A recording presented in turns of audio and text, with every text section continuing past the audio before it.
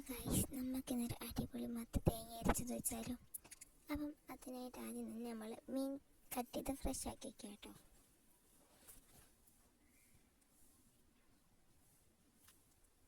അപ്പം നമ്മുടെ മീൻ നമ്മൾ കട്ട് ചെയ്ത് ഫ്രഷ് ആക്കിയിട്ടുണ്ട്.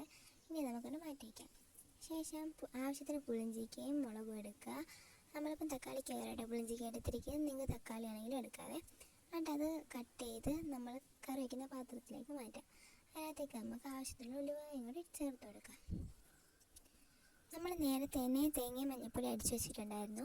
അതിനകത്തേക്ക് ആവശ്യത്തിന് മുളക് പൊടി മല്ലിപ്പൊടി ഇട്ട് നമുക്ക് ചെറുതായിട്ടൊന്ന് അരച്ചെടുക്കാം. ഓവറായിട്ട് അരയ്ക്കണ്ട കേട്ടോ. ശേഷം അരപ്പാണ് നമ്മുടെ ചട്ടിയിലേക്ക് ഇട്ട് കൊടുക്കുക. പിന്നെ ചാറിന് ആവശ്യമായിട്ടുള്ള വെള്ളം ഒഴിച്ചെടുക്കുക കേട്ടോ.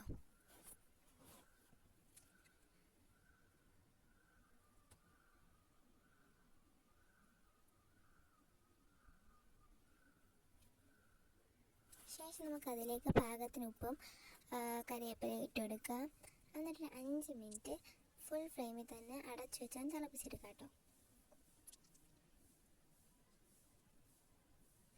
അത് 5 മിനിറ്റ് കഴിയുമ്പോഴത്തേക്ക് അതിലേക്ക് നമ്മുടെ മീനൊക്കെ ഇട്ട് കൊടുക്കാം. ഒരു അരമണിക്കൂർ അടച്ച് വെച്ച് തിളപ്പിക്കുക, ഫുൾ ഫ്ലെയിമിൽ തന്നെ കേട്ടോ. 5 മിനിറ്റ് കഴിയുമ്പോൾ നമുക്കത് മീഡിയം ഫ്ലെയിമിലോട്ടാക്കാം. അത് കഴിഞ്ഞിട്ട് നമ്മൾ ജസ്റ്റ് ഒന്ന് തുറന്ന് നോക്കിയിട്ട് ഇളക്കിയിട്ട് നമുക്ക് ഓഫ് ചെയ്ത് കൊടുക്കാം. അപ്പോൾ നമ്മുടെ റെഡിയായ മീൻ കറി റെഡിയാവും.